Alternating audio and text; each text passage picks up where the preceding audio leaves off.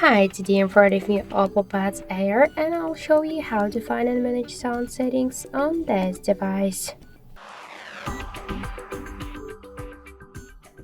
So first open the settings application and then tap to the sound section. If you want to activate silent mode, you should click on that switcher. Here we can also activate and turn off the don't disturb mode to change media ringtone notifications and alarm volume panel.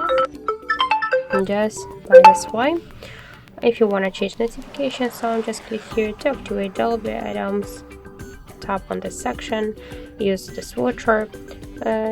In tones section, we could turn on and turn off screen lock, unlock sound, screenshot, deletion, and touch sounds by this way.